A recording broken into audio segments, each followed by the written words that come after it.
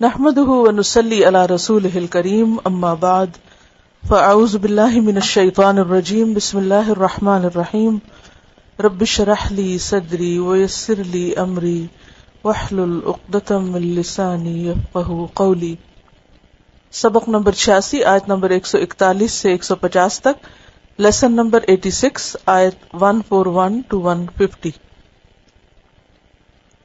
وَهُوَ الَّذِي، اور وہ اللہ، وہ ذات ہے، انشأ، جس نے پیدا کیے، جنات، باغات، معروشات، چھتریوں پر چڑھائے ہوئے، وغیر معروشات، اور نہ چھتریوں پر چڑھائے ہوئے، والنخل، اور کھجور کے درخت، والزرع، اور کھیتی، مختلفاً، مختلف ہیں، اکلہ، جن کے پھل، والزیتون، اور زیتون، والرمان، اور انار، متشابہن، باہم ملتے جلتے، یکساں، وغیر متشابہ، اور نہ ملتے جلتے، کلو، کھاؤ، من ثمرہ، اس کے پھل میں سے، اذا اثمر، جب وہ پھل لائے، وآتوا، اور دو، حقہ، اس کا حق، یوم،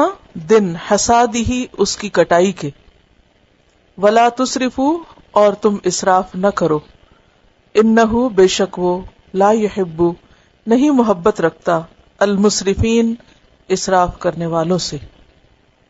اس آیت میں اللہ سبحانہ وتعالی بندوں پر اپنے انعام یا بندوں کے رزق کے لیے جو اس نے سامان پیدا کیے ہیں ان کا ذکر فرما رہے ہیں، اور یہ اللہ کی نشانیوں میں سے ایک بہت بڑی نشانی ہے کہ اس نے انسان کو پیدا کیا، اور پھر انسان کی جتنی بھی ضروریات ہیں، جن میں سے غذائی ضروریات بھی ہیں، ان کو بھی فراہم کیا۔ ان غذائی ضروریات میں مویشی جانور بھی ہیں، یعنی گوشت کی شکل میں، اور اسی طرح پھل اور سبزیاں وغیرہ۔ تو یہاں پر اللہ تعالیٰ فرماتے ہیں وَهُوَ الَّذِي، اور وہ اللہ، وہ ذات ہے، یعنی یہ اللہ ہی کا پیدا کردہ ہے، انشأ، جس نے پیدا کیا ہے۔ انشأ کہتے ہیں بتدریج پیدا کرنے کو، یعنی آہستہ آہستہ گرو کرنا، کیونکہ کوئی بھی چیز ایک دم گرو نہیں ہوتی۔ آپ نے دیکھا ہوگا کہ ایک باغ جب لگاتے ہیں تو شروع میں وہ کتنا چھوٹا ہوتا ہے، خاص طور پر جو درخت وغیرہ ہوتے ہیں وہ ایک طویل عرصہ طے کرتے ہیں پھل لانے کے لیے، یعنی کئی سال ان کو لگتے ہیں، اور اس کے مقابلے میں جو بیلیں وغیرہ ہوتی ہیں وہ ایک ہی سیزن میں تیار ہو جاتی ہیں۔ وَهُوَ الَّذِي أَنشَأَ جَنَّاتٍ، وہ اللہ، وہ ذات ہے جس نے پیدا کیے باغات، معروشات، چھتریوں پر چڑھائے ہوئے۔ معروشات جو ہے یہ معروشتن کی جمع ہے، اور معروشتن جو ہے یہ عرش سے ہے، عین را شین۔ عرش کہتے ہیں گھر کی چھت کو، کسی بھی چیز کی جو چھت ہوتی، عرشہ کہتے ہیں اس نے لکڑی کا گھر بنایا۔ تو معروش وہ چیز جو چھت تک پہنچائی گئی ہو، چھت پر چڑھائی گئی ہو، اور چھت سے مراد صرف گھر کی چھت نہیں، بعض اوقات بیلوں کو چڑھانے کے لیے مخصوص قسم کے چھت بنائے جاتے ہیں جن کو چھتریاں کہتے ہیں۔ تو اللہ نے ایسے باغات اگائے جو اونچی بیلوں کی شکل میں ہیں، جیسے انگور۔ انگور کی بیلیں زمین پر نہیں پھیلائی جاتی بلکہ اوپر چڑھائی جاتی، اور وہ پورا ایک باغ بن جاتا ہے۔ وغیر معروشات، اور کچھ ایسے بھی ہیں جو چھتوں پہ نہیں چڑھائے جاتے، زمین پر پھیلائے جاتے ہیں، جیسے خربوزہ ہے، تربوز ہے، اسی طرح کچھ اور بیلیں، یعنی جو زمین پر دور دور تک پھیل جاتے ہیں۔ تو اللہ ہی ان کو پیدا کرنے والا۔ اب سوال یہ پیدا ہوتا ہے کہ عام طور پر ہم یہ نہیں کہتے خربوزے کا باغ، یا یہ نہیں کہا جاتا کہ تربوز کا باغ، تربوز کی بیل کہی جاتی، لیکن ان کو جنات کیوں کہا گیا، یعنی باغ کیوں کہا گیا؟ یہاں جنات کا لفظ جو ہے یہ جنت ان سے، اور جنت کہتے ہیں اس چیز کو جو ڈھانک لے۔ تو آپ نے دیکھا ہوگا کہ بیلیں جو ہیں وہ جتنے ایریا پر پھیلتی ہیں وہ اس کو بالکل ڈھانپ لیتی ہیں. اگر زمین پر پھیلے تو زمین کو ڈھانپ لیتی، اور اگر چھت پہ پھیلائی جائے یا دیوار پر چڑھائی جائے تو وہ پوری دیوار کو کیسے لگتی ہیں، پوری ڈھانپ لیتی ہیں، ایک اور دیوار بنی نظر آتی ہے. تو یہ سب کچھ کیا ہے؟ دراصل اللہ ہی کا کمال ہے، اللہ تعالیٰ ہی کا پیدا کردہ ہے. تو اس لیے فرمایا کہ وہ اللہ ہی ہے جس نے یہ سب کچھ پیدا کیا ہے. کس کے لیے پیدا کیا؟ انسان کے لیے. معروشات اور غیر معروشات کا ایک اور معنی یہ بھی کیا گیا کہ معروشات وہ درخت ہیں جو بہت اونچے جاتے ہیں، یعنی چھتوں تک جاتے ہیں. آپ نے بعض اوقات دیکھا ہوگا کہ عمارتوں کی بلندی تک بعض درخت اونچے ہوتے ہیں، یعنی طویل درختوں کے لیے بھی لفظ آتا ہے. اور اسی طرح غیر معروشات وہ پودے اور وہ درخت جو جنگلوں میں خود بخود اگ جاتے ہیں اور خود بخود پھیل جاتے ہیں، یعنی کوئی انسان ان کو درختوں پہ نہیں چڑھاتا. آپ نے دیکھا ہوگا بعض اوقات بعض بیلیں خود بخود درختوں سے لپٹی بھی ہوتی ہیں، انسان نے نہیں ان کو اوپر تک پہنچایا ہوتا، وہ خود بخود پہنچ جاتی ہیں. اور اس میں بھی بعض چیزیں انسان کی خوراک کے کام آتی. سفر کے دوران بعض اوقات لوگ جنگلی پھلوں وغیرہ پر گزارا کرتے ہیں. تو یہ سب اللہ کی طرف سے انسان کے لیے رزق کے سامان ہیں. والنخل اور کھجور کے درخت، والزرع اور کھیتی، یعنی کھیت میں گندم، چاول اور دیگر چیزیں اگائی جاتی ہیں، ان سب کی طرف اشارہ ہے. مختلفاً مختلف ہیں، اکلہ جن کے پھل، یعنی مختلف انواع اور اقسام کے پھل اگتے ہیں. ان کے ذائقے فرق ہیں اور ان کے رنگ فرق ہیں، ان کے کھانے کا ٹیسٹ فرق ہے، یعنی ہر ایک کی اپنی اپنی انفرادی خصوصیات ہیں، سب ایک ہی چیز نہیں ہے. ان کا رنگ، خوشبو، ذائقہ فرق ہے. والزیتون اور زیتون، والرمان اور انار، متشابہن ملتے جلتے، وغیرہ متشابہ اور نہ ملتے جلتے. یعنی بعض اوقات پھل دیکھنے میں ایک دوسرے سے بالکل آئیڈینٹیکل لگتے ہیں، اوپر سے بالکل سیم سائز لگتا ہے، ایک ہی طرح کی شکل لگتی ہے، لیکن جب ان کو کھولا جائے تو اندر سے یا ذائقہ فرق ہوگا، یا رنگ فرق ہوگا، یا کچھ اور اس کے اندر کی جو حیت حالت ہے وہ فرق ہوگی. تو یہ سب ویرائٹی کس نے پیدا کی؟ اللہ نے. اسی طرح بعض پھل آپس میں بظاہر ملتے ہوئے نظر آتے ہیں، جیسے بلیک گریپس ہیں اور بلیک آلیوز ہیں. بعضوں کو دیکھنے میں آپ پہچان نہیں سکتے، لیکن اندر سے بالکل ذائقہ اور شکل اور اس کی تاثیر، صلاحیت سب کچھ فرق ہوتی. اس طرح انگور بھی آپ دیکھیں، بعض گرین گریپس ہوتے ہیں، گرین آلیوز ہوتے ہیں، وہ بھی بظاہر سائز میں یا شکل میں ملتے جلتے نظر آتے ہیں، لیکن حقیقت میں وہ اندر سے یا کھانے میں ایک نہیں ہوتے. تو ان سب ورائٹیز کا ذکر کر کے اللہ تعالیٰ فرماتے ہیں کلوا من ثمرہ، کھاؤ اس کے پھلوں میں سے. کس کے؟ باغوں کے، کھیتیوں کے، اور جو بھی اللہ نے زمین میں اگایا. اذا اثمر، جب وہ پھل لائے.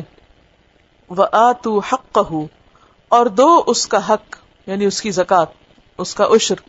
یوم حصادہ، اس کی کٹائی کے دن، یعنی جب پھلوں کو توڑو یا کھیتی کو کاٹو تو اسی دن اس میں سے غریبوں مسکینوں کا حصہ نکالو. قرآن پاک میں سورۃ القلم میں ان لوگوں کی مذمت کی گئی اور ان لوگوں کے اوپر تنقید کی گئی اور انہیں سزا دی گئی جنہوں نے یہ فیصلہ کیا تھا کہ وہ اپنے باغ میں سے کسی کو کچھ بھی کھانے کے لیے نہیں دیں گے. اللہ یدخلن علی اليوم مسکین، کہ آج یہاں کوئی مسکین داخل نہ ہوگا. سورۃ القلم کی ابتدائی آیات میں یہ آتا ہے کہ اذ اقسموا، جب انہوں نے قسمیں کھائیں، لیصرمنھا مصبحین، کہ وہ اس کو صبح سویرے ہی کاٹ لیں گے. ولا یستثنون، اور وہ اس بارے میں کوئی استثناء نہیں کر رہے تھے، یعنی انہوں نے انشاءاللہ بھی نہیں کہا. فطاف علیہا طائف من ربک وہم نائمون، تو ایک پھرنے والی چیز اس پہ پھر گئی جبکہ وہ رات کو سو رہے تھے. یعنی صبح ہونے سے پہلے ہی اللہ تعالیٰ نے اس باغ کو برباد کر دیا. فَأَصْبَحَتْ كَالصَّرِيمِ تو ہو گیا وہ باغ کٹی ہوئی کھیتی کی طرح، یعنی جیسے کوئی چیز جل گئی ہو، بھس بن گئی. تو خود بھی کھاؤ اور دوسروں کو بھی کھلاؤ. وَلَا تُسْرِفُوا اور اسراف نہ کرو، حد سے نہ بڑھو، کیونکہ اسراف کرنا جو ہے وہ انسان کے جان، عقل، مال ان سب کے لیے نقصان دہ ہوتا ہے. اِنَّهُ لَا يُحِبُّ الْمُسْرِفِينَ بے شک وہ اسراف کرنے والوں سے محبت نہیں رکھتا. بعض روایات میں آتا ہے کہ یہ آیت ایک صحابی کے بارے میں اتری جن کا نام ثابت بن قیس تھا، کہ انہوں نے اپنا کھجوروں کا باغ توڑا اور دن بھر مسکینوں میں تقسیم کرتے رہے، یہاں تک کہ شام کو ان کے پاس کچھ بھی نہ بچا، اپنے بچوں کے لیے کچھ بھی نہیں رکھا. تو اس پر کیا کہا گیا کہ صدقہ بھی کرو تو اعتدال میں کرو، اتنا کرو کہ باقی جن کی کفالت تمہارے ذمہ ہے ان کے لیے بھی تم کچھ چھوڑو. تو یہاں پر آپ دیکھیے کہ 3 حکم دیے جا رہے ہیں. نمبر 1 کلو، کھاؤ. بعض لوگ نہ کھانا عبادت سمجھتے ہیں یا نہ کھانے کو افضل سمجھتے ہیں، لیکن یہاں پر کیا کہا گیا کہ اللہ نے یہ نعمتیں تمہارے لیے پیدا کی، تو ان نعمتوں کا استعمال کیا ہے؟ شکر گزاری. اللہ تعالیٰ کو پسند ہے. مثلاً اگر آپ کسی کے لیے محنت کر کے کھانا بناتے ہیں تو آپ کا کیا دل چاہتا ہے کہ وہ کھائے. اگر کوئی مہمان آئے اور آپ کے گھر کھانا نہ کھائے تو کیسا لگتا ہے؟ برا لگتا ہے. تو اللہ سبحانہ تعالیٰ نے یہ ساری چیزیں کس کے لیے پیدا کی؟ انسانوں کے لیے. اور اگر انسان یہ کہے کہ ان کو کھانے کا فائدہ نہیں اور کھانا جو ہے وہ کوئی پسندیدہ چیز نہیں، یا بعض اوقات جو لوگ رہبانیت اختیار کرتے ہیں وہ اللہ کی نعمتوں سے کنارہ کشی کرتے ہیں یا یہ سمجھتے ہیں کہ ان چیزوں کا استعمال جو ہے وہ تقویٰ کے خلاف ہے، تو یہ اسلام کی تعلیم نہیں. اسلام کی تعلیم کیا ہے کہ جو بھی میسر ہے، جو بھی انسان کی ضرورت ہے اسے وہ کھائے. کلوا من ثمرہ اذا اثمر. دوسری بات یہ کہ سارا خود ہی نہ کھا جائے، خود ہی نہ سارا رکھ لے، بلکہ کیا کرے؟ دوسروں کو بھی کھلائے. وآتوا حقہ یوم حصادہ، یہ دوسرا حکم ہے کہ کٹائی کے دن غریبوں مسکینوں کو بھی دے. تیسری بات یہ ہے کہ خود کھانے میں اور دوسروں کو کھلانے میں اعتدال سے کام لے. نہ خود کھانے میں اسراف کرے، جیسے سورۃ الاعراف 31 میں آتا ہے وَكُلُوا وَاشْرَبُوا وَلَا تُسْرِفُوا إِنَّهُ لَا يُحِبُّ الْمُسْرِفِينَ. اور کھاؤ اور پیو اور اسراف نہ کرو، کیونکہ اسراف کرنے والوں سے وہ محبت نہیں رکھتا. تو خود کھانے میں بھی اسراف نہیں، یعنی زیادہ مت کھاؤ، ضرورت کا کھاؤ. اور اسی طرح دوسری اسراف کی شکل کیا ہے؟ صدقہ کرنے میں. سورۃ بنی اسرائیل میں آتا ہے وَلَا تَبْسُطْهَا كُلَّ الْبَسْطِ فَتَقْعُدَ مَلُومًا مَحْسُورًا، کہ اپنا ہاتھ اتنا نہ پھیلا دو کہ خود تم ملامت زدہ بے یار و مددگار بیٹھے رہ جاؤ، پھر دوسروں سے بھیک مانگنے لگو. بخاری کی ایک روایت میں آتا ہے کلوا واشربوا والبسوا وتصدقوا فی غیر اسراف ولا مخیلۃ.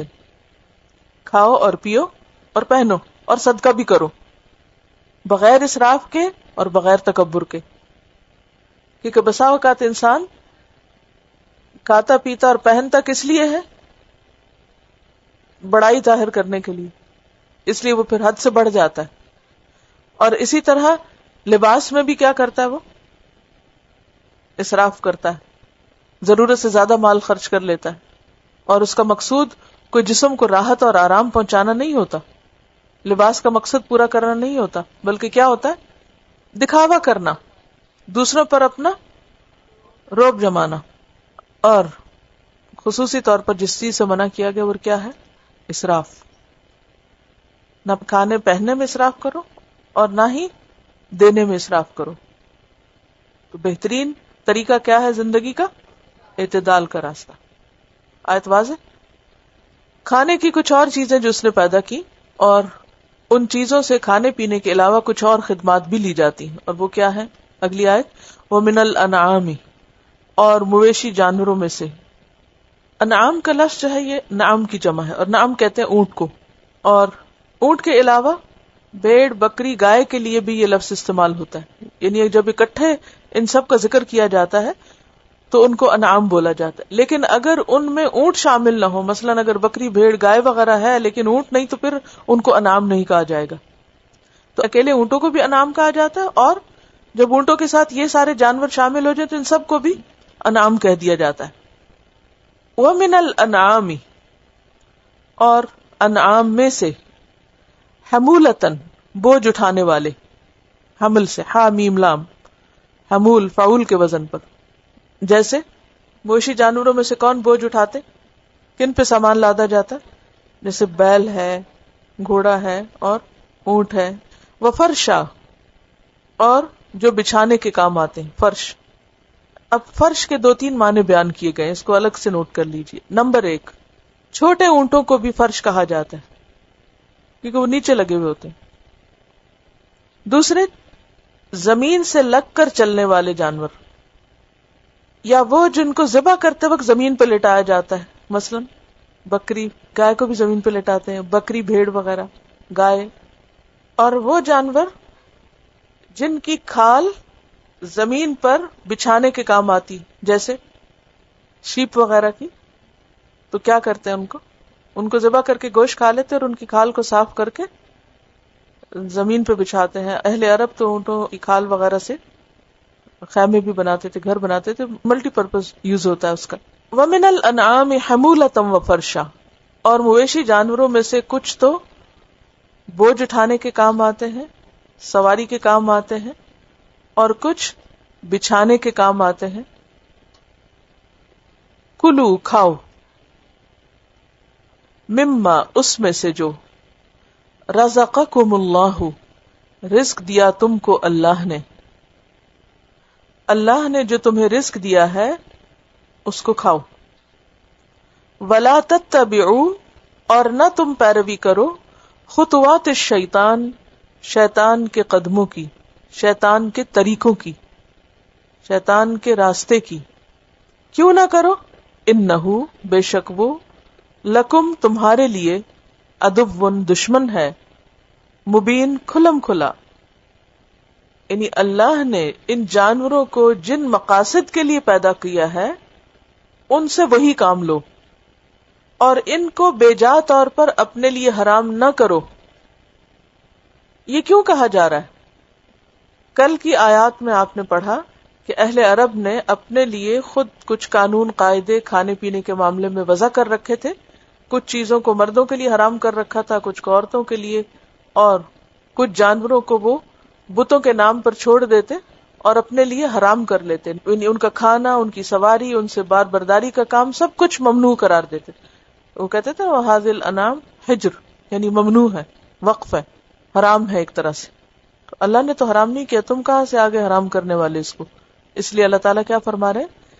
کُلُوا مِمَّا رَزَقَكُمُ اللَّهُ، کھاؤ اس میں سے جو اللہ نے تم کو رزق دیا، اور شیطان کے قدموں کی پیروی نہ کرو، کیونکہ ان حلال جانوروں کو حرام کرنے کا حکم کس نے دیا تھا؟ شیطان نے دیا تھا. تو شیطان کی بات نہ مانو. کیوں نہ مانو؟ کیونکہ وہ تمہارا دشمن ہے.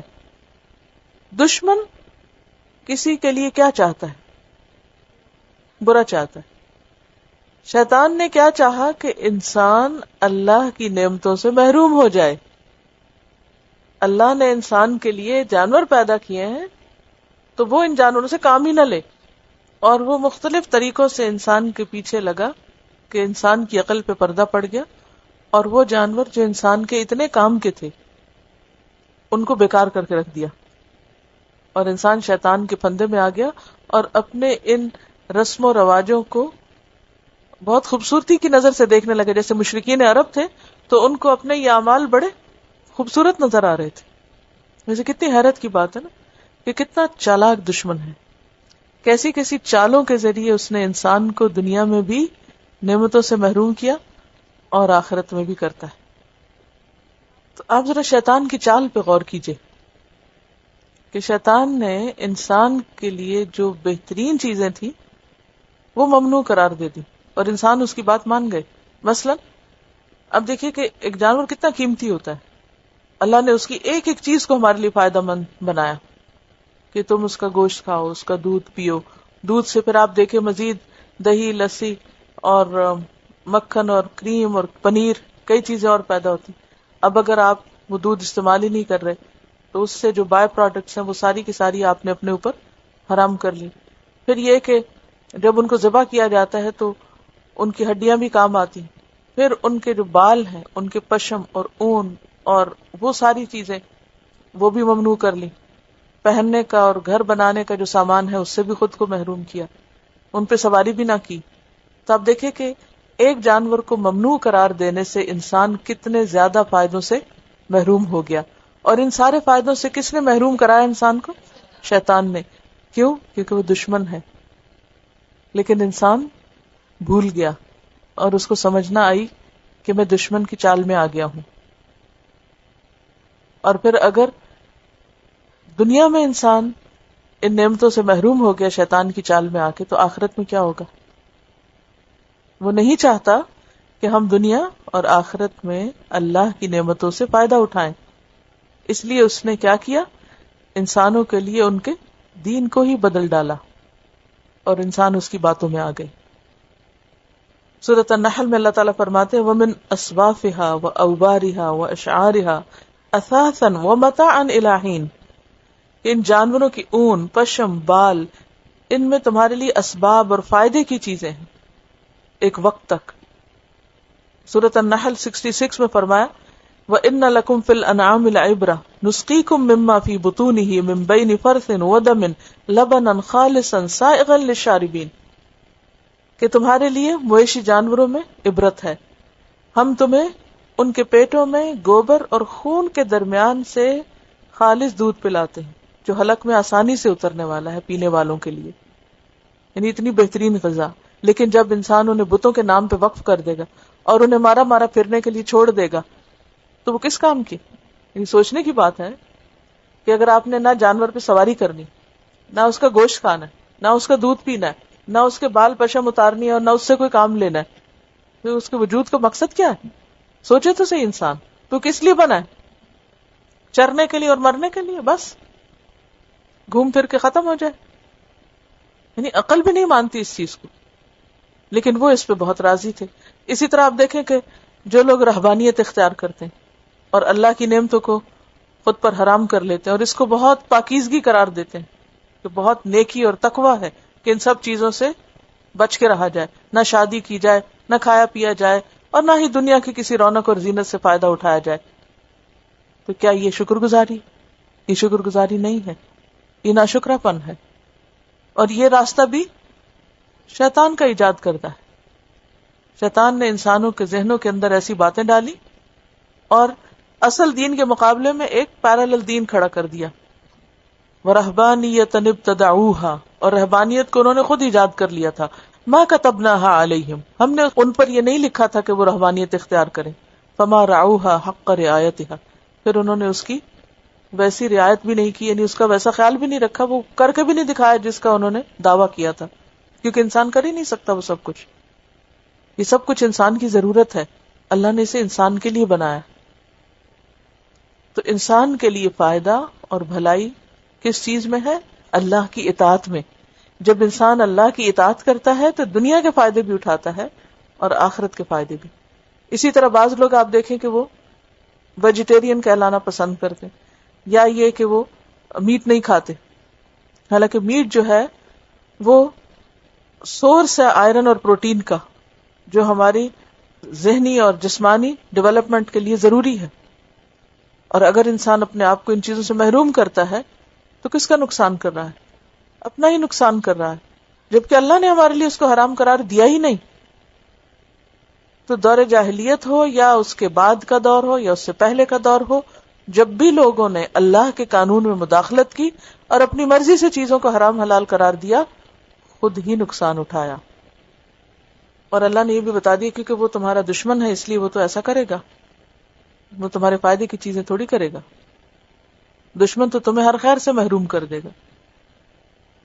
سورۃ فاطر میں اللہ تعالیٰ فرماتے ان الشیطان لکم عدو فاتخذوہ عدوا، بے شک شیطان تمہارا دشمن ہے، اسے دشمن بناؤ، اسے دشمن سمجھو. جب تک تم اس کی دشمنی کو سمجھو گے نہیں تو تم اس کے چال اور وار سے بچ نہیں سکتے. اور اس کی چالوں میں سے ایک چال کیا ہے؟ انما یأمرکم بالسوء والفحشاء وان تقولوا علی اللہ ما لا تعلمون. وہ تمہیں حکم دیتا ہے برائی کا، بے حیائی کا، اور یہ کہ تم اللہ کے بارے میں وہ باتیں کہو جو تم نہیں جانتے. یعنی اس حرمت کو اللہ سے منسوب کر دو، حالانکہ اس نے تو یہ حرام کیا ہی نہیں تم پر. ثمانیت ازواج، کون سے ہیں یہ مویشی جانور جو اس نے تم پر حلال کیے؟ 8 ازواج. ازواج جو ہے یہ زوج کی جمع ہے، ایک ہی جنس کے نر اور مادہ، اور ان کا ایک ایک فرد بھی زوج کہلاتا ہے. زوج سپاؤس کو کہتے ہیں. تو سپاؤس دونوں ایک دوسرے کے لیے کیا ہے؟ زوج. شوہر کے لیے بیوی، بیوی کے لیے شوہر زوج ہے. اسی طرح نر اور مادہ ایک دوسرے کے لیے زوج ہے. تو یہ سب مل کر بھیڑ، بکری، اونٹ اور گائے 4 قسمیں ہیں نا، اور ان میں سے ہر ایک کا مذکر اور مؤنث کیا بن گئے؟ ملا کے 8 ہو گئے. ثمانیت ازواج، 8 ازواج ہیں، یعنی 8 قسمیں ہیں. کس کی؟ انعام کی. من الدأنی، بھیڑ کی قسم میں سے. دائن کی جمع. بھیڑ کی قسم میں سے اثنین 2 ہیں. 2 کیوں ہیں؟ ایک نر اور ایک مادہ. ومن المعز، اور بکری میں سے. ماعز یا ماعزہ کی جمع معز. اثنین 2 ہیں. 2 کیوں؟ نر اور مادہ. قل کہہ دیجئے، الذکرین، کیا 2 نر، حرم اس نے حرام کیے، ام الانثیین، یا 2 مادہ. کیا اللہ نے نر بھیڑ اور نر بکری کو حرام کیا، یا مادہ بھیڑ اور مادہ بکری، یعنی بکری اور بھیڑ کو حرام کیا؟ کس کو حرام کیا اللہ نے؟ کسی کو بھی نہیں. چاروں حلال ہیں. اما، یا پھر اشتملت، مشتمل ہے، گھیر لیا ہے، اس نے اپنے اندر لیا ہے، علیہ جس پر، ارحام رحم، الانثیین دونوں مادہ، یعنی 2 مادہ کے پیٹوں میں، یعنی بکری اور بھیڑ کے رحم کے اندر جو بچہ ہے وہ کس نے حرام کیا ہے؟ کیونکہ انہوں نے تو اپنے لیے کیا کیا تھا؟ کس کو حرام قرار دے رکھا تھا؟ جو ان مادہ کے پیٹوں میں ہے. کس پر؟ عورتوں پر. اور کس کے لیے حلال تھا؟ مردوں کے لیے. جی. تو اللہ تعالیٰ فرماتے ہیں کہ یہ کس نے حرام کیا؟ اللہ نے تو حرام نہیں کیا. یہ قانون کس نے بنایا؟ خود انہوں نے بنا لیا کہ ما فی بطون هذه الانعام خالصۃ لذکورنا ومحرم علی ازواجنا. یہ اللہ کی طرف سے نہیں آیا، یہ خود ان کی اپنی ایجاد ہے. نبئونی، بتاؤ مجھے، بعلم، دلیل کے ساتھ، ان کنتم صادقین، اگر تم سچے ہو. کس بات میں؟ کہ اللہ نے ان میں سے کسی کو حرام قرار دیا ہے. اگر تم یہ دعویٰ کرتے ہو تو پھر کوئی آیت پڑھ کے سناؤ، کوئی دلیل لاؤ. تو ایسا تو کچھ بھی نہیں تھا. تو آیت سے سبق کیا ملتا ہے ہم کو؟ کہ رسم و رواج یا کسی بھی اور بنیاد پر حلال کو حرام کرنے کی اجازت نہیں. مثلا اگر کوئی خاص گوشت نہیں کھاتا، بعض لوگ بیف نہیں کھاتے، بعض لوگ مٹن نہیں کھاتے، بعض چکن نہیں کھاتے، بعض فش نہیں کھاتے، ہوتا ہے نا، پسند ناپسند کی بات ہوتی. اب اگر کوئی اپنی ذاتی پسند ناپسند کی وجہ سے نہیں کھاتا اور اس میں کوئی ثواب عذاب کا یا کوئی ایسا کانسیپٹ نہیں ہے تو کوئی بات نہیں. بعض لوگ کسی خاص غذا سے الرجک بھی ہوتے ہیں، وہ نہیں ان کو سوٹ کرتی، ان کے لیے اس میں بیماری ہو جاتی اس کو کھانے سے، طبیعت یا مزاج اس کو ایکسپٹ نہیں کرتا، یہ ایک الگ بات ہے. لیکن اگر کوئی یہ کہے کہ اس کا کھانا پسندیدہ نہیں، مثلا یہ کہ فش کھانا جو ہے وہ اللہ کو پسند نہیں، یا یہ کہ بیف کھانا جو ہے وہ نبی صلی اللہ علیہ وسلم کو پسند نہیں، یا آپ نے منع کیا، تو یہ بات غلط ہوگی. یعنی کسی کو بھی یہ اختیار نہیں کہ ایک چیز کو اللہ نے اگر ایک دفعہ حلال کر دیا ہے تو پھر انسان اپنی مرضی سے یا کسی اور کی پسند سے اس کو حرمت کا درجہ دے دے. بعض لوگ جو ہیں وہ بہت پرو اینیملز ہوتے ہیں اور وہ اس کو بہت باربیرین ایکٹ سمجھتے ہیں کہ آپ اپنے کھانے کے لیے معصوم جانوروں کی جان لیتے رہتے ہیں. یہ بھی اسی قسم کے خیالات میں سے ہے.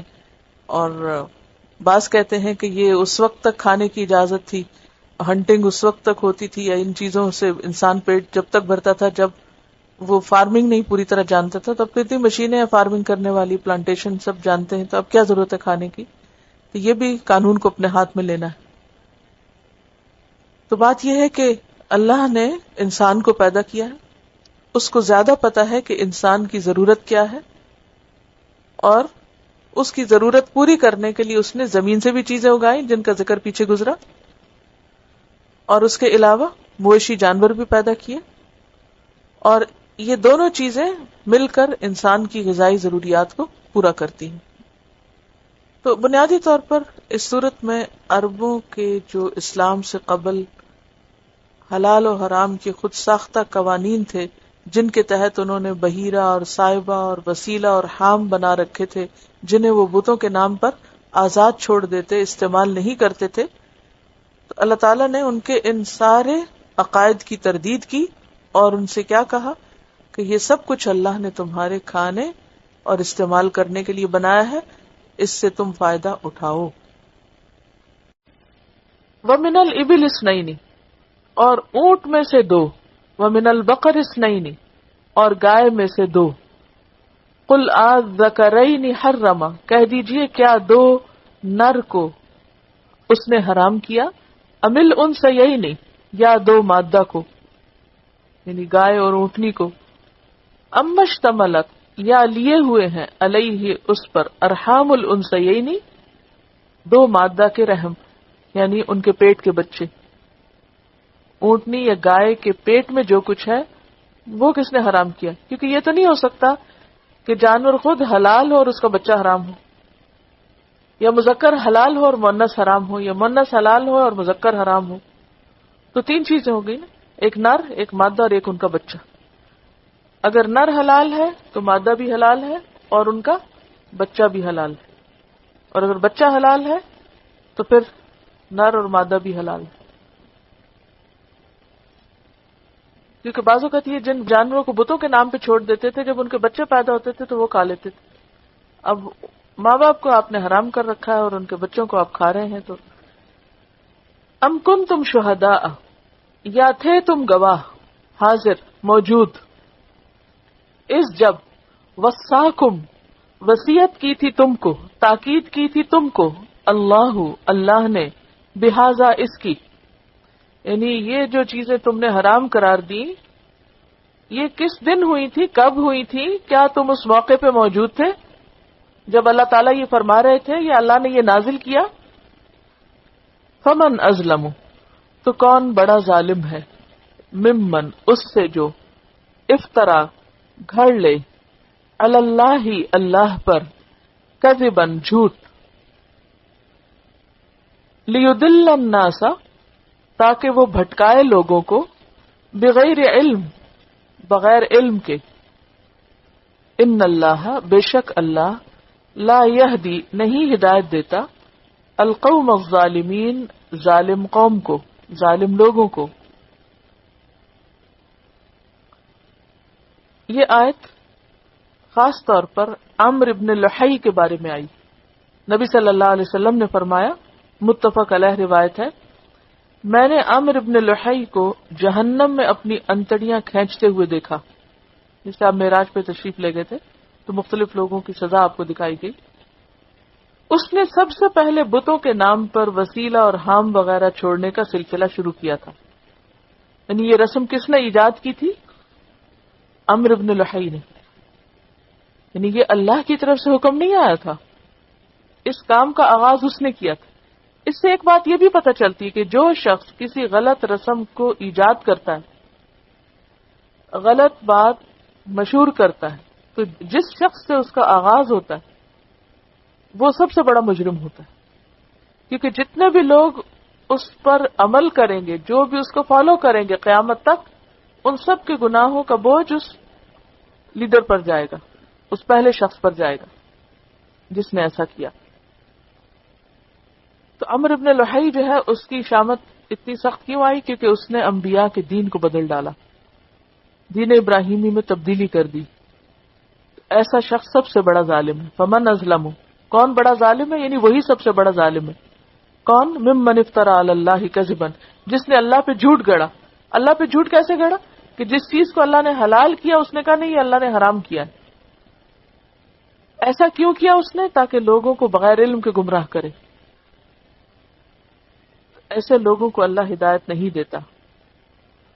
عمرو بن لحی نے صرف یہ وسیلہ اور حام وغیرہ ہی نہیں چھوڑے، بلکہ سب سے پہلے عربوں کو بت پرستی سے روشناس کرانے والا بھی یہی تھا. عمرو بن لحی بنیادی طور پر ایک بہت زبردست کامیاب بزنس مین تھا اور بہت امیر آدمی تھا.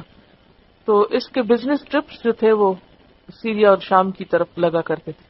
تو ایک مرتبہ اپنے ایک بزنس ٹرپ کے موقع پر اس نے کسی قوم کو بتوں کی پوجا کرتے دیکھا تو بہت اٹریکٹ ہوا اور وہاں سے مکہ والوں کے لیے بھی بت اٹھا لایا. اور ظاہر ہے کہ جب کسی سوسائٹی کا کوئی امیر ترین شخص جو کہ بولنے میں بھی بہت زبردست ہو اور اس کا روب بھی ہو اور اس کا بات سنی بھی جاتی ہو، وہ لوگوں کو ایک نئی آئیڈیالوجی سے روشناس کرا دے تو لوگ بلائنڈلی آنکھیں بند کر کے اس کے پیچھے لگ جاتے ہیں. تو یہی حال یہاں پر ہوا. تو اس نے دراصل آغاز کیا تھا بت پرستی کا، دین ابراہیمی میں تبدیلی کر دی تھی اور بہت سی مشرکانہ رسمیں اس نے جاری کی تھی. اس لیے اس کو سب سے بڑا ظالم قرار دیا جا رہا ہے. اور فرمایا کہ اللہ تعالیٰ ایسے لوگوں کو پھر ہدایت نہیں دیتا. ایک اور بات جو اس آیت سے ہمیں پتہ چلتی ہے وہ یہ کہ جس بات کا انسان کو علم نہ ہو، جس کے بارے میں انسان کو یقین نہ ہو، وہ بات آگے نہیں بتانی چاہیے. بغیر علم کے لوگوں کی رہنمائی نہیں کرنی چاہیے. اگر آپ کسی کو کچھ بتانا یا سکھانا چاہتے ہیں تو اس سے پہلے کیا ضروری ہے؟ خود سیکھیں. حدیث میں آتا ہے کہ اللہ تعالیٰ علم کو اس طرح اٹھائے گا کہ علم والے اٹھ جائیں گے اور لوگ جاہلوں کو پیشوا بنا لیں گے. جن کے پاس علم نہیں ہوگا ان کو اپنا لیڈر مان لیں گے. وہ بغیر علم کے لوگوں کو فتوے دیں گے، پھر خود بھی گمراہ ہوں گے اور دوسروں کو بھی گمراہ کریں گے. خود بھی جہالت میں ڈوبے ہوئے اور دوسروں کو بھی جاہل رکھیں گے. ایسے لوگوں کو پھر کبھی بھی ہدایت نہیں ملتی. ہدایت کا راستہ علم کا راستہ ہے، جاننے کا راستہ ہے. اسی لیے حضرت عمر رضی اللہ تعالی عنہ نے کہا تھا تعلموا قبل ان تسودوا، علم حاصل کرو اس سے پہلے کہ تم سردار بنائے جاؤ، اس سے پہلے کہ لوگ تمہاری طرف رجوع کریں اور تم سے کچھ پوچھیں. شراب کے کئی نام ہیں، تلوار کے کئی نام ہیں کیونکہ تلوار کے دھنی تھے یہ لوگ. تو جو چیزیں ان کی زندگی میں بہت اہم تھی تو ان کے انہوں نے کئی ایک نام رکھے ہوئے مختلف طرح سے. جمل بھی آتا ہے اونٹ کے لیے. قل کہہ دیجئے لا اجدو، میں نہیں پاتا. قل کہہ کے کس سے خطاب ہے؟ نبی صلی اللہ علیہ وسلم. لا اجدو، میں نہیں پاتا، یعنی اس وقت فی ما اوحی الیہ، اس میں جو میری طرف وحی کیا گیا ہے. جو میری طرف وحی کیا گیا ہے قرآن میں سے، یہ سورت جو نازل کی گئی ہے یا اس سے پہلے اب تک جو نازل ہو چکا ہے، اس میں مجھے کہیں نہیں ملتا کیا محرمن، حرام کیا ہوا، ممنوع، علی طائمن، کھانے والے پر، یطعمہ، جس کو وہ کھاتا ہے. یعنی کوئی کھانا جو کھانے والا کھاتا ہے وہ حرام نہیں، الا مگر، ان یکون، کہ وہ ہو، میتتن، مردار. یعنی مجھے جو تعلیمات دی گئی ہیں ان کی روح سے سارے کھانے حلال ہیں سوائے اس کے کہ وہ مردار ہو. اور میتہ کہتے ہیں اس کو جو خود مر جائے، چاہے چوٹ کھا کے، جیسے سورۃ المائدہ میں آپ تفصیل پڑھ چکے ہیں، اوپر سے گر کے، چوٹ کھا کے، سینگ لڑا کے، یا کسی بھی اور طرح. او دمم مسفوحا، یا خون بہایا ہوا یا بہتا خون، یعنی جو خون نکل رہا ہو، نکل کے چلنے لگ پڑے. اور مسفوح کا لفظ جو ہے یہ سین فا حا سے، صفحن سے، غیر مسافحین. او یا لحم خنزیر، خنزیر کا گوشت. فإنہ، پس بے شک وہ یعنی لحم خنزیر، رجسن، ناپاک ہے، پلید ہے، گندا ہے. او فسقن، یا گناہ کی چیز ہے. یا وہ جانور جو فسق کا ذریعہ ہے.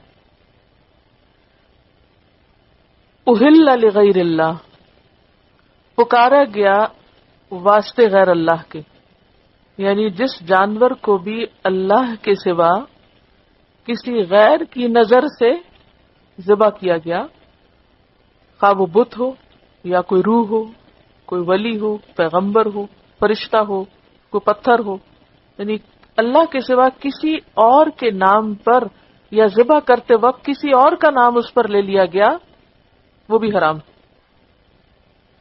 فمن استر، بس جو کوئی بے اختیار کیا گیا، یعنی بھوک سے کہ ملتا ہی کچھ نہیں کھانے کو، غیر باغن، نہیں باغی یعنی حد سے نکلنے والا یا نہیں چاہنے والا یعنی شوق میں نہیں کھاتا، ولا عادن، اور نہ زیادتی کرنے والا، حد سے بڑھنے والا، فإن، تو بے شک، ربک، تیرا رب، غفور الرحیم، غفور الرحیم ہے، تیرا رب بخشنے والا مہربان ہے. یہاں پھر اس آیت کے نازل کرنے کا مقصد کیا ہے کہ مشرکین کے غلط عقائد کی تردید کی جائے کہ انہوں نے خود سے کچھ چیزوں کو کیوں حرام کر لیا ہے اور کچھ چیزوں کے نام خود بخود رکھ لیے اور انہیں اپنے لیے حرام کر لیا، جبکہ اللہ نے ایسا نہیں کیا. اس لیے نبی صلی اللہ علیہ وسلم سے کہلوایا جا رہا ہے کہ آپ انہیں کہہ دیجئے، کیونکہ پیچھے کہا تھا نا کہ بغیر علم کے جو لوگ گمراہ کریں وہ سب سے بڑے ظالم ہیں. تو علم کا سورس کیا ہے؟ قرآن. قرآن کس پر اترا؟ محمد صلی اللہ علیہ وسلم پر. تو محمد صلی اللہ علیہ وسلم کو کہا جا رہا ہے کہ آپ انہیں بتائیے کہ جو کچھ اب تک میرے پاس آیا ہے، یعنی وحی کے ذریعے جو نالج میرے پاس ہے، اس میں تو ایسی کوئی چیز نہیں ملتی. جن چیزوں کو تم حرام کر رہے ہو وہ تو اس میں ہے ہی نہیں، تو پھر یہ کہاں سے آ گئی حرام کردہ چیزیں؟ کس نے کیا حرام ان کو؟ کوئی دلیل ہی نہیں. یعنی پہلے تو ویسے ان کی تردید کی گئی، اب نبی صلی اللہ علیہ وسلم کے ذریعے وحی کے مطابق اس بات کو اب فائنلی باطل قرار دیا جا رہا ہے کہ تمہارے حرام کردہ جانور حرام نہیں، کیونکہ قرآن میں اس کا کہیں ذکر نہیں کہ یہ حرام ہے. قرآن میں کن کن چیزوں کا ذکر ہے کہ وہ حرام ہے؟ نمبر 1 میتہ، نمبر 2 بہتا خون، نمبر 3 خنزیر کا گوشت، اور نمبر 4 جس جانور پر اللہ کے سوا کسی اور کا نام لیا جائے، اللہ کے سوا کسی اور کے نام کی نظر مانی جائے، تو یہ سب کچھ کیا ہے؟ حرام ہے. ہاں ان چیزوں کو بھی وہ کھا سکتا ہے جو انتہائی مجبور ہو، بے قرار ہو، 2 شرائط کے ساتھ. نمبر 1 غیر باغن، اور نمبر 2 ولا عادن. غیر باغن کا کیا مطلب ہے؟ چاہنے والا نہیں، شوق نہیں اس کو، نہ حد سے نکلنے والا ہے، نہ بہت زیادہ کھانے والا ہے. اور عادن کی کیا ہے؟ پیٹ بھر کے کھانے والا نہیں، زیادتی کرنے والا نہیں، حد سے بڑھنے والا نہیں. عاد جو ہے نا ادون سے بھی ہے، ادب کہتے ہیں زیادتی کرنے کو. یا تدون تا تدون پڑھے نا پیچھے آپ. فإن ربک غفور الرحیم، تو بے شک تیرا رب غفور الرحیم. اب آپ دیکھیے کہ اس آیت کی روح سے تو ایسا محسوس ہوتا ہے کہ بس یہی 4 چیزیں حرام ہیں، باقی سب کچھ حلال ہے. لیکن یاد رکھیے کہ یہ آیت کب نازل ہوئی تھی؟ مکہ میں. سورۃ المائدہ کب نازل ہوئی تھی؟ مدینہ میں. الانعام مکہ کے آخری دور میں نازل ہوئی اور المائدہ مدینہ کے آخری دور میں. لہذا جو کچھ سورۃ المائدہ میں زائد آیا ہے اس سے وہ بھی حرام ہے. نبی صلی اللہ علیہ وسلم نے مدینہ میں پنجے والے جانور اور شکاری پرندے، ذی مخلب من الطیر، کہ ایسے پرندے جن کے وہ پنجے ہوتے ہیں چاہ کے شکار پکڑتے ہیں، ان کو بھی حرام قرار دیا. اور کچلی والے جو چوپائے ہیں ان کو بھی حرام، جیسے شیر، چیتا وغیرہ جنگلی جانور، ان کو بھی حرام قرار دیا. اس آیت کی روح سے تو نہیں پتہ چلتا نا، لیکن آپ صلی اللہ علیہ وسلم نے مدینہ میں جا کر ان چیزوں کو بھی حرام قرار دیا. وَعَلَى الَّذِينَ هَادُوا، اور ان لوگوں پر جو یہودی ہوئے، حرمنا، ہم نے حرام قرار دیا. یعنی اور کیا چیزیں حرام تھیں؟ یہود پر کچھ ہم نے حرام قرار دیا تھا. کیا کچھ، کل ذی ظفر، کل ہر، ذی ظفر ناخن والے، جیسے ناخن والے پرندے یا جانور، جیسے اونٹ.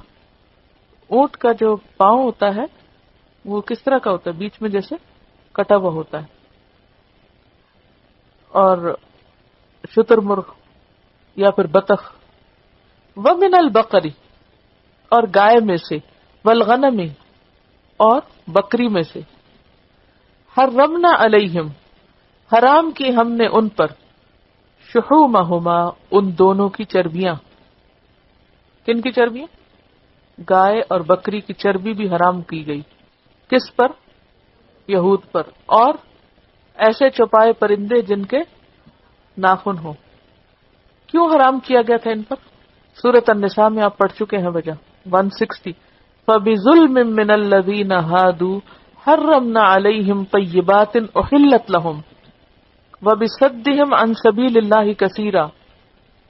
یہود کی سرکشی کی وجہ سے ان پر کچھ چیزیں حرام کی گئی تھی. فَبِظُلْمٍ مِّنَ الَّذِينَ هَادُوا، ان کے ظلم کی وجہ سے جنہوں نے یہودیت اختیار کی.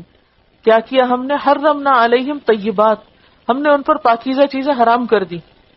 احلت لہم، جو ان کے لیے پہلے حلال کی گئی تھی. اور کیا وجہ تھی؟ وبصدہم عن سبیل اللہ کثیرا، اور اللہ کے راستے سے بہت زیادہ روکنے کی وجہ سے اللہ نے یہود کو یہ سزا دی. تو اس سے ایک بہت اہم بات پتہ چلتی ہے.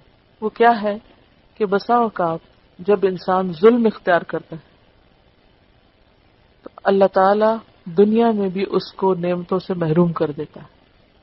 کل بھی ہم نے پڑھا تھا نا، وَكَذَلِكَ نُوَلِّي بَعْضَ الظَّالِمِينَ عَلَى بَعْضٍ، بعض ظالموں کو بعض پر مسلط کر دیتے ہیں.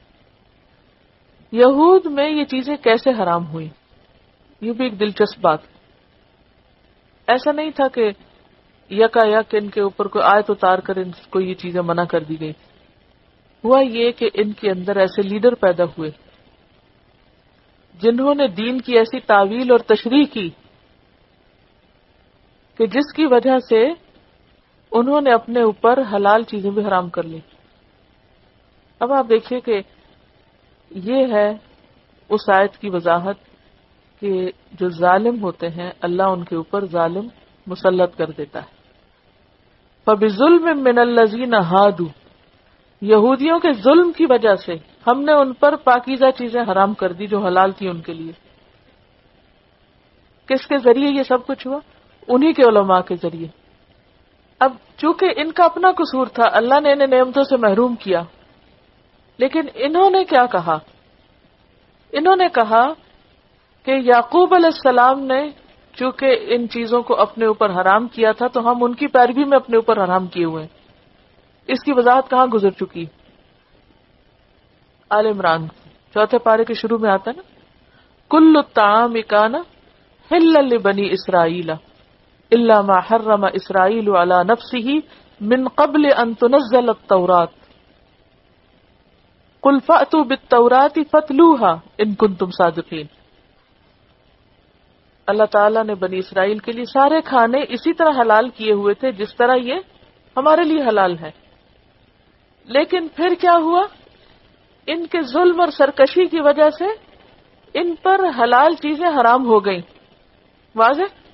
لیکن انہوں نے اس کی تعویل کیا کی کہ نہیں، یہ دراصل یعقوب علیہ السلام نے ہی حرام کی تھی.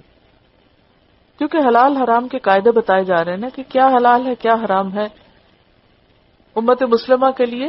تو وہ بہت سی چیزیں جو یہود پر حرام تھی حلال کر دی گئی. اسی لیے تو وہ ناراض ہوتے تھے. سورۃ النساء میں آپ کو بتا چکی ہوں میں،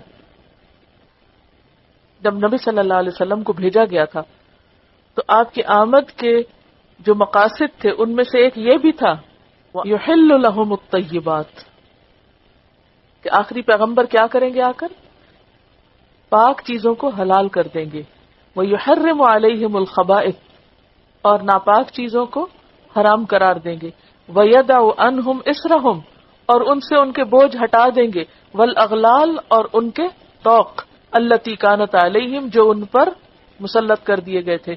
یہ طوق اور یہ اغلال کس نے؟ یہ اللہ نے ڈالے تھے ان پر. کہ انہی کے اندر ایسے علماء اور ایسے لوگ پیدا ہوئے کہ جنہوں نے اتنی نکتہ چینیاں کی، اتنی بال کی کھال اتاری دین کے اندر کہ بہت سی حلال چیزیں جو تھیں ان کو وہ حرام کے دائرے میں لے آئے. اس کا ذکر ایک اور جگہ پر بھی آتا ہے. اللہ تعالیٰ نے قرآن پاک میں فرمایا کہ اتخذوا احبارہم و رہبانہم اربابا من دون اللہ، انہوں نے اپنے احبار، علماء و رہبان اور اپنے درویشوں کو اپنا رب بنا رکھا ہے اللہ کے سوا. تو عدی بن حاتم جب مسلمان ہوئے تھے تو انہوں نے پوچھا کہ ہم تو ان کو اپنا رب نہیں مانتے، تو کیوں قرآن کہتا ہے کہ ہم نے ان کو اپنا رب مان رکھا ہے؟ تو آپ نے کیا جواب دیا تھا؟ کیا تم ان چیزوں کو حرام قرار نہیں دیتے جو تمہارے ان علماء نے حرام کی؟ تو انہوں نے اقرار کیا تھا نا، ہاں ایسا تو ہم کرتے ہیں. تو آپ نے کیا فرمایا؟ یہی تو رب بنانا ہے. سوال یہ پیدا ہوتا ہے کہ اللہ تعالیٰ اتنی تاکید کیوں کر رہے ہیں حلال اور حرام کے سلسلے میں؟ سوچنے کی بات ہے نا. کیوں اتنی وضاحت کے ساتھ ان کی ساری حجتوں کا جواب دیا جا رہا ہے؟ اور ان کے ساتھ یہود کو بھی شامل کر لیا گیا. یہ جس پر کوئی بھی چیز حرام ہوئی، یعنی پوری تاریخ میں اللہ تعالیٰ نے بندوں کو جب پیدا کیا تو ان کے لیے نعمتیں بھی پیدا کی، اور کسی کو اختیار نہیں دیا کہ وہ اپنی مرضی سے لوگوں کے اوپر حرام حلال کے فیصلے کرے. اس کو صرف اپنے پاس رکھا، حتیٰ کہ اپنے پیغمبر کو بھی اجازت نہیں دی کہ اپنی مرضی سے کسی چیز کو وہ حرام کرے. ایک موقع پر آپ نے اپنے اوپر شاید حرام کی تھی تو اللہ تعالیٰ نے کیا فرمایا؟ یا ایھا النبی لما تحرم ما احل اللہ لک، آپ اپنے اوپر وہ کیوں چیز حرام کرتے ہیں جو اللہ نے آپ کے لیے حلال کی ہے. تو اللہ کی توحید صرف نماز روزے میں نہیں.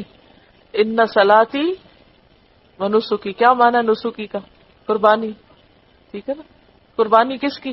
جانوروں کی. یہاں ہر چیز نہیں ہے، یہاں خاص طور پر جانوروں کی قربانی، نسک، منسک، کیونکہ یہ مناسک حج میں سے ایک منسک یہ بھی ہے کہ وہاں پر جانور قربان کیے جائیں. تو کن جانوروں کو قربان کیا جائے گا؟ جو اللہ نے حلال کیے ہیں.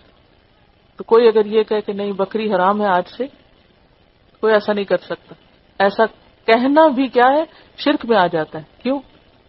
قانون اپنے ہاتھ میں لینا، خود خدا بننا ہے، یہ شرک فی الحکم آ جاتا ہے. شرک فی الحکم، کہ جن چیزوں کو اللہ نے فیصلہ کر دیا کہ یہ حلال ہے، کوئی اگر اٹھ کے کہ یہ حرام ہے تو اس نے کیا کیا؟ وہ خدا کا مقابلہ کر رہا ہے. اس کی اجازت نہیں. اتنی شدت کس لیے اختیار کی گئی؟ بندوں کے اوپر مہربانی کرنے کے لیے. کیونکہ شیطان انسان کا دشمن کیا چاہتا تھا؟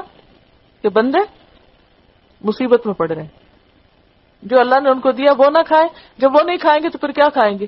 پھر حرام کی طرف جائیں گے نا. اب اس نے کیا کیا؟ جو حرام تھا ہمیشہ سے، خنزیر کو حلال کروا دیا، کیونکہ وہ نجس ہے، رجس ہے، گندگی ہے، گندگی کھاتا ہے، جس کی فطرت میں گندگی ہے. جس کو اللہ نے حرام کیا اس کو تو حلال کر لیا، اور جو حلال چیزیں تھیں ان کو حرام کر لیا. جیسے سارے دین کا نقشہ بگڑ گیا. ایک اور چیز سورۃ البقرہ میں بھی آپ نے دیکھا، سورۃ النساء میں بھی دیکھا، سورۃ المائدہ میں بھی دیکھا کہ ہر جگہ کھانے پینے کے احکامات سے متعلق ہمارے دین کی رہنمائی ملتی، ہر جگہ ملتی. کیوں؟ کیونکہ کھانا پینا جو ہے یہ زندگی کا ایک لازم و ملزوم حصہ ہے. اس کے اندر جب بگاڑ آتا ہے تو پورے اخلاق اور عبادات اور سب کچھ بگڑتا ہے. اور اس دور کا بہت بڑا فتنہ یہ ہے کہ بہت سی ایسی چیزیں جن کا حرام ہونا واضح نہیں، ان کو ایسے کوڈز کے ذریعے لوگوں کو کھلا دیا جاتا ہے کہ جو ان کے لیے ایسی ایسی بیماریوں کا سبب بن رہے ہیں کہ جو کبھی پہلے دیکھی نہیں گئی تھی. لیلبسوا علیہم دینہم، کل پڑھا تھا نا، تاکہ ان پر ان کے دین کو مشتبہ کر دیں. اور سب آنکھیں بند کر کے چلتے چلے جا رہے ہیں. تو یہ معاملہ کو معمولی معاملہ نہیں. اب آپ دیکھیے کہ سورۃ الانعام مکی سورت ہے، اور وہاں پر دو چیزیں تھیں، ایک تو توحید کی بات تھی اور ایک آخرت کا ذکر تھا، اور اس کے ساتھ اتنی تفصیل کے ساتھ حلال حرام کے اوپر شدت سے بات کی گئی. تو اس سے بھی اندازہ ہوتا ہے کہ آپ اس چیز کو اپنی زندگی سے الگ نہیں کر سکتے. اس میں ہمیں کیئرفل ہونا ہوگا. تقویٰ کا تقاضا یہی ہے کہ کچھ بھی کھانے سے پہلے دیکھیں کہ وہ حلال ہے یا نہیں. اور آپ دیکھیں کہ اب بہت سارے لوگ، بہت سے مسلمان گھرانے، بچے کیا کھاتے ہیں کیا نہیں، کچھ بھی کھا لیں، کیا ہوا، اتنا ریجڈ نہیں ہونا چاہیے. تو ان چیزوں کو کھائے بغیر بھی ہم زندہ رہ سکتے ہیں. جتنا زیادہ ممکن ہو ایسی چیزوں سے بچا جائے. وَمِنَ الْبَقَرِ وَالْغَنَمِ، اور گائے اور بکری میں سے حرمنا علیہم شحومہما، ان کی چربی ہم نے ان کے لیے حرام کی تھی. یعنی گائے بکری حلال تھی لیکن اس کے اندر سے اس کی چربی حرام تھی. الا سوائے ما حملت جو اٹھایا تھا ظہورہما ان کی پیٹھوں نے. ہم نے دیکھا ہوگا کہ بھیڑ کے پیچھے ایک گول سی چکی سی لٹک رہی تھی، دم ٹیل راؤنڈ سی شیپ کی، اس میں وہ چربی بھری ہوئی ہوتی. کبھی دیکھا کسی نے ایسے؟ اس عام زبان میں کہتے چکی والا دمبا ہے یا دوسرا، دونوں میں فرق ہوتا ہے. تو وہ جو چربی لٹک رہی ہوتی تھی پیچھے دم کے پاس، اس کی اجازت تھی. اول حوایا یا آنتے، اوجڑی، انٹسٹائن، ان میں جو چربی ہو اس کی اجازت تھی. او مختلط بعظم، یا جو مل جل جائیں ہڈی کے ساتھ. یعنی ہڈی کے اندر بھی آپ نے دیکھا ہوگا کہ وہ جو بون میرو ہوتی ہے اس کے اندر بھی چربی ہوتی، اب وہ نکالی نہیں جا سکتی نا، تو اس کا مطلب پھر ہڈی بھی نہ کھائے، تو اس کی اجازت تھی. لیکن باقی جسم سے جو چربی اترتی تھی اس کو استعمال نہیں کر سکتی. اگر آپ نے کبھی کٹا ہوا جانور دیکھا اور گوشت بن رہا ہو تو آپ دیکھیں گے کہ گوشت کے لیئرز کے ساتھ ساتھ چربی کے اتنے بڑے بڑے ٹکڑے ہوتے ہیں. وہ ساری چربی منع تھی، صرف کچھ مخصوص چربی جانور کی حلال تھی. کون کون سی؟ دم کے ساتھ حملہ ظہورہما، جو ان کی پشتیں اٹھائے ہوئے، دوسرے میدے میں یا انٹسٹائن میں، اور تیسرے ہڈی میں. ذالک، یہ یعنی یہ حرمت، جزیناہم، ہم نے ان کو جزا دی، ان کو بدلہ دیا، ببغیہم، ان کی سرکشی کی وجہ سے، ان کی نافرمانی کی وجہ سے ہم نے ان پر یہ چیزیں حرام کی تھی. وَإِنَّا لَصَادِقُونَ، اور بے شک ہم البتہ سچے ہیں، یعنی بات بتانے میں اور عدل کرنے والے. فَإِن كَذَّبُوكَ، پھر اگر وہ آپ کو جھٹلائیں. کون جھٹلائیں؟ مشرکین اور یہود، نہ مانے آپ کی بات. فَقُلْ، تو کہہ دیجئے، ربکم، تمہارا رب، ذو رحمت واسعۃ، وسیع رحمت والا ہے. یعنی تمہاری نافرمانی اور سرکشی کے باوجود بھی وہ تمہیں جلدی نہیں پکڑتا، جلد سزا نہیں دیتا، کیونکہ اس کی رحمت ہر چیز پہ چھائی ہوئی ہے. ولا یرد، لیکن اس کا یہ مطلب نہیں کہ کبھی پکڑ نہ ہوگی. ولا یرد، اور نہیں پھیرا جائے گا، بأسہ، اس کا عذاب، عن القوم المجرمین، مجرم قوم سے، مجرم لوگوں سے اس کا عذاب پھیرا نہ جائے گا. یعنی ایک دن تو پکڑ ہو کر رہے گی. کیونکہ بعض اوقات یہ خیال آتا ہے کہ جب اللہ تعالیٰ نے اتنی تفصیل کے ساتھ سب کچھ بتا دیا پھر لوگ کیوں نہیں مانتے، پھر بھی جھٹلائے چلے جاتے ہیں، نہ دلیل کو مانتے ہیں، نہ علم کی بات کو کوئی اہمیت دیتے ہیں. تو اس پر نبی صلی اللہ علیہ وسلم کو کہا جا رہا ہے کہ اگر یہ لوگ آپ کی بات نہیں مانتے تو آپ اطمینان رکھیے. اب سوال یہ پیدا ہوتا ہے کہ پھر ان کو پکڑ کیوں نہیں لیا جاتا؟ اس لیے کہ فقل ربکم ذو رحمت واسعہ، مہلت دیتا ہے رب. لیکن اگر کوئی شخص اللہ کی نافرمانی میں ہی مر جائے تو پھر ایسے مجرموں کی پکڑ ضرور ہوگی، پھر ان کا چھٹکارا نہ ہوگا. سورۃ الرعد 6 میں بھی آتا ہے وَإِنَّ رَبَّكَ لَذُو مَغْفِرَةٍ لِلنَّاسِ عَلَى ظُلْمِهِمْ، بے شک تیرا رب لوگوں کی بخشش کرنے والا ہے ان کے ظلم کے باوجود، یعنی گناہ کرنے کے باوجود ان کو معاف کر دیتا ہے. وَإِنَّ رَبَّكَ لَشَدِيدُ الْعِقَابِ، اور بے شک تیرا رب سخت سزا دینے والا بھی ہے، کہ اگر پھر بھی وہ باز نہ آئے تو پکڑے گا بھی. اب ایک اور مغالطے اور اس کا رد کیا گیا اگلی آیت میں. کیا کیا گیا؟ اس آیت میں کیا پڑھیں گے آپ؟ ایک مغالطہ اور اس کا رد. کیا مطلب ہے مغالطے کا اور اس کا ریفیوٹیشن؟ کہ یہ مغالطہ ہوتا ہے کسی کو مس لیڈ کرنا اور سیدھی بات کو الٹا بنا دینا، یہ لوگوں کے اندر کنفیوژن کریٹ کرنا. چلیے میں اس کی تھوڑا سا پس منظر بتا دیتی کہ جب مشرکین سے یہ کہا جاتا کہ تم نے یہ چیزیں حرام کیوں کی ہیں، تو وہ یہ کہتے کہ اگر ہم غلط کر رہے تھے تو اللہ تعالیٰ نے ہم کو روک کیوں نہیں دیا، وہ ہمارے دل میں الہام ڈال دیتا. اب اتنے ہزاروں لوگ جو ہمارے عقیدے پر، وہ سبھی غلط ہیں. بہت دفعہ لوگ کسی غلط چیز کو صرف اس لیے ٹھیک کہتے ہیں کہ میجورٹی اس پر ہے، لیکن ہمارے دین میں میجورٹی از اتھارٹی کا اصول نہیں چلتا.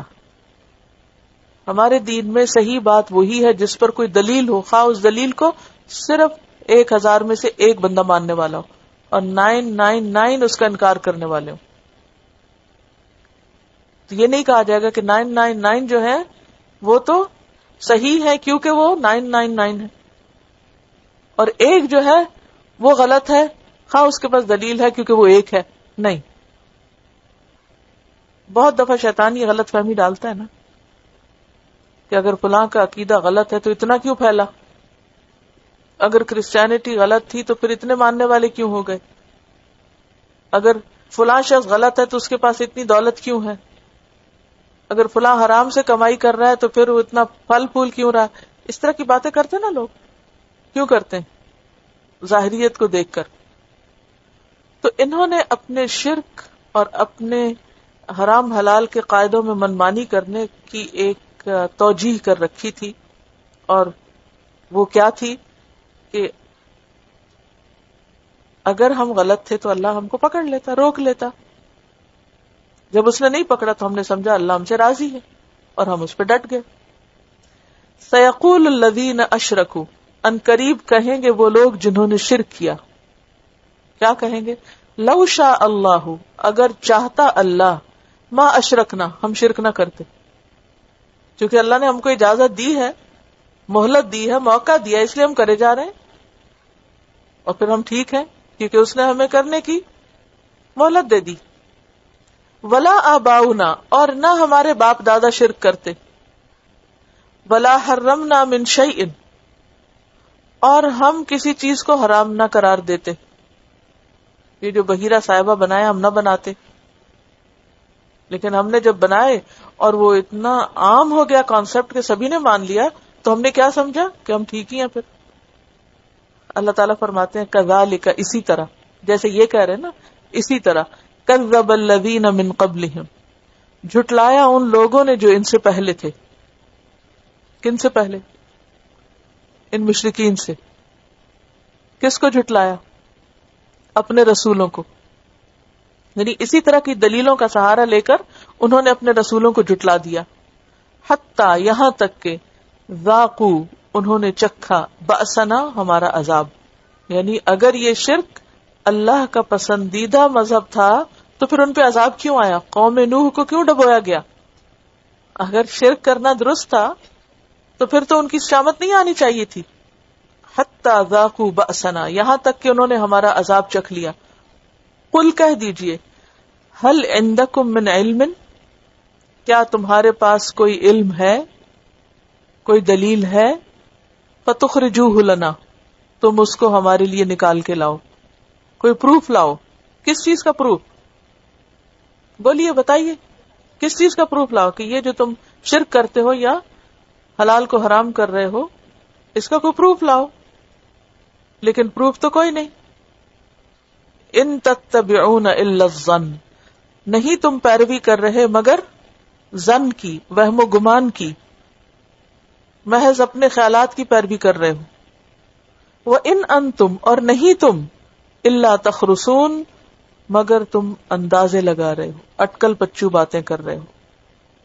تخرصون کا لفظ خرس سے، خرس کہتے ہیں درخت پر لگے پھلوں کا اندازہ کرنا. یہ تعویل جو ہے عام طور پر لوگ کرتے رہتے ہیں کہ اگر ہم غلط ہوں تو پھر اللہ تعالیٰ ہمیں پکڑ لے. عموماً آپ دیکھیے کہ جب انسان کوئی غلط کام کرتا ہے نا تو پہلے تھوڑا سا قدم اٹھاتا ہے، چھوٹا سا غلط کام کرتا ہے، پھر دیکھتا ہے کیا کہ کچھ ہوا تو نہیں، کچھ نہیں ہوا. پھر کیا کرتا ہے؟ ایک قدم اور بڑھا لیتا ہے، پھر ایک قدم اور بڑھا لیتا ہے، اور پھر شیطان اس کو پوری طرح اس کے اندر پھنسا دیتا ہے، حتیٰ کہ اس کے پاس نکلنے کا کوئی راستہ نہیں ہوتا.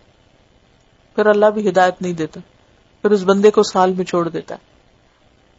تو کبھی بھی کوئی غلط کام کر کے یہ نہ سوچیں کہ چونکہ پکڑ نہیں ہوئی تو اس کا مطلب ہے کہ اللہ کی تائید ہمارے ساتھ ہے، اللہ راضی ہے.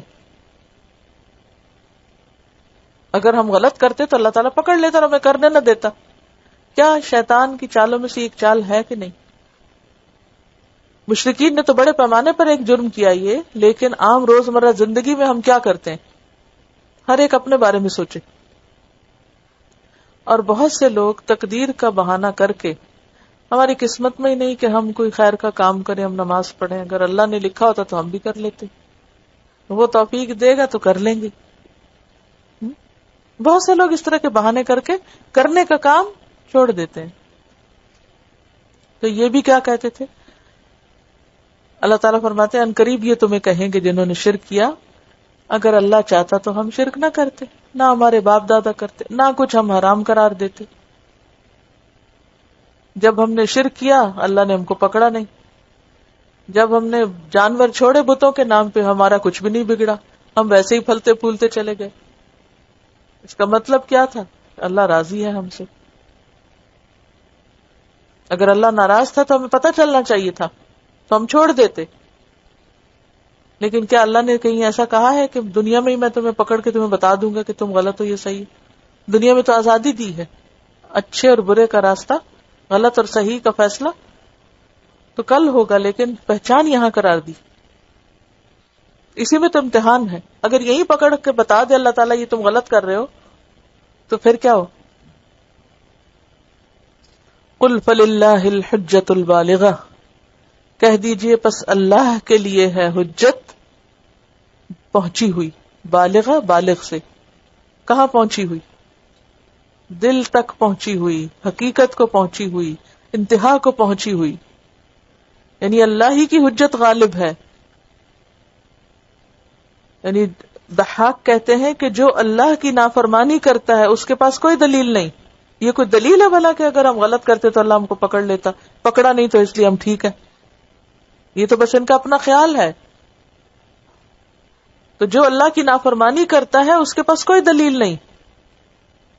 ہاں اللہ کے پاس اپنے بندوں کے خلاف بہت مضبوط دلائل ہیں، اور سب سے بڑی دلیل کیا؟ قرآن۔ اگر ہماری زندگی قرآن کے مطابق نہ ہوئی تو اللہ کے پاس کیا ہے؟ دلیل ہے کھلی۔ کوئی شخص کل قیامت کے دن یہ کہے گا او چونکہ میں نے پڑھا نہیں تھا، مجھے پتا نہیں تھا اس لیے میں نے کیا ہی نہیں، یا یہ کہ میں نے پڑھ تو لیا تھا مگر بہت مجبوری تھی اس لیے نہیں کیا۔ نہیں، کوئی شخص اپنی باتوں سے، اپنی تعویلوں سے، اپنی من گھڑت دلیلوں سے اللہ کو راضی نہیں کر سکتا۔ جو صحیح ہے وہی صحیح ہے، جو غلط ہے وہ غلط ہے۔ خود کو بدلو، قرآن کو مت بدلو۔ فَلَوْ شَاءَ، پھر اگر وہ چاہتا، لَهَدَاكُمْ، البتہ ہدایت دے دیتا تم کو، اجمعین، سب کے سب کو۔ اگر اللہ چاہتا تم سب کو ہدایت دے دیتا، یعنی اپنی قدرت، اپنے اختیار کے ساتھ تم سب کو موڑ دیتا، لیکن اس نے ایسا نہیں کیا نا۔ اس کی مشیت کیا ہے کہ لوگوں کو یہاں چھوڑ دیا جائے، اپنی عقل استعمال کریں، علم حاصل کریں، صحیح اور غلط کا فرق پہچانے۔ یہ دماغ اللہ نے ایسے دے دیا اتنا بڑا؟ یہ دنیا کے فائدے کی بات ہو تو خوب سوچیں، آخرت کی بات ہو تو ہم صرف الجھاؤ اور مغالطے کا شکار رہیں۔ تو یہ اللہ کا طریقہ نہیں کہ زبردستی ہدایت دے، وہ دینا چاہے تو دے سکتا ہے۔ اس نے سورج، چاند، ستاروں کو ایک قاعدے کا پابند بنایا، ایک ہدایت پہ رکھا ہے، وہ اسی پہ چل رہے ہیں۔ اللہ نے انسانوں کے لیے نہیں چاہا کہ وہ بھی صرف سورج، چاند، ستاروں کی طرح گھومتے رہے ایک خاص مدار میں۔ نہیں، انسان کو آزادی دی سوچنے کی، سمجھنے کی، عقل استعمال کرنے کی، اور پھر اس سے چاہا کہ وہ صحیح اور غلط کا فرق پہچان کر صحیح رستہ اختیار کرے، اور اپنے گناہوں کا الزام اللہ کو نہ دے، چونکہ اللہ تو نے پکڑا نہیں اس لیے میں پہ چلتا رہا گمراہی میں۔ اللہ نے لوگوں پہ حجت تمام کر دی ہے، رسول بھیج کر، کتاب بھیج کر، نیکی اور برائی کا راستہ دکھا کر، حلال اور حرام کا فرق بتا کر۔ اب اگر کوئی شخص نافرمانی کرتا ہے تو اس کے پاس کوئی بہانہ نہیں۔ ہاں، اگر اللہ لوگوں کو پکڑنا چاہے تو اللہ کے پاس بہت سے دلائل ہیں جن کو کوئی ریفیوٹ نہیں کر سکتا۔ قل ہلم شہداءکم، کہہ دیجئے لے آؤ اپنے گواہوں کو، اپنے پیشواؤں کو، الذین یشہدون، وہ جو گواہی دیتے ہوں، ان اللہ حرم ھذا، کہ بے شک اللہ نے اس کو حرام قرار دیا ہے۔ یعنی اگر تم کہتے ہو مخصوص چیزوں کے بارے میں کہ اللہ نے حرام کی ہے تو پھر کوئی دلیل لاؤ۔ فَإِن شَهِدُوا، پھر اگر وہ گواہی دے دیں جن سے یہ ایٹریبیوٹ کرتے ہیں ان چیزوں کو، فَلَا تَشْهَدْ مَعَهُمْ، تو اے پیغمبر محمد صلی اللہ علیہ وسلم آپ ان کے ساتھ گواہی مت دیجئے، کیونکہ وہ جھوٹے ہیں۔ ولا تتبع، اور نہ پیروی کیجیے، اہواء الذین، ان لوگوں کی خواہشات کی، کذبوا بآیاتنا، جنہوں نے ہماری آیات کو جھٹلا دیا، کیونکہ ان کا دین خواہشات پر مبنی ہے، علم پر مبنی نہیں۔ والذین لا یؤمنون بالآخرۃ، اور وہ لوگ جو آخرت پر ایمان نہیں رکھتے، وہم بربہم یعدلون، اور وہ اپنے رب کے ساتھ برابر کرتے ہیں، یعنی ہمسرک بناتے ہیں، شرک کرتے ہیں، ایسے لوگوں کی خواہشات کی پیروی نہیں کرنا چاہیے۔ اور ویسے بھی جو شخص دلیل کے آگے نہیں جھکتا، دلیل کو نہیں مانتا، اس کی بنیادی وجہ کیا ہوتی ہے؟ وہ اپنی منمانی کرنا چاہتے ہیں، اس کے اپنے کچھ خواہشات اور پرائرٹیز اور کچھ مفادات ہوتے ہیں، اور وہ ان کے پیچھے چلنا چاہتا ہے۔ اور جب اللہ کی اطاعت اور عبادت کی بات ہوتی ہے تو وہ بہانہ کر دیتا ہے، اللہ نے توفیق نہیں دی، اللہ ہی نہیں چاہتا، قسمت میں ہی نہیں لکھا، اگر ہوتا تو ہمارا بھی دل بن جاتا، ہمارا بھی رجحان ہو جاتا اس طرف۔ تو بات یہ ہے کہ ٹٹولو اپنے دل کو، کیا واقعی تمہارا دل چاہتا ہے یا نہیں؟ جب ہمارا کسی چیز کو دل چاہتا ہے تو وہ ہم کر لیتے ہیں، اور جب نہیں چاہتا تو ہم بہانے کر کے چھوڑ دیتے ہیں اور اللہ کا حکم اور کچھ اور کرتے ہیں۔ تو اس لیے جو لوگ ہدایت پر نہیں، وہ دراصل اپنی خواہشات کی پیروی کریں، تو ایسے لوگوں کی پیروی نہیں کرنی چاہیے، کیونکہ وہ خود بھی بھٹکے ہوئے ہیں اور گڑھے میں گرنے والے، اور جو ان کو فالو کریں گے ان کو بھی اسی انجام کو پہنچائیں گے۔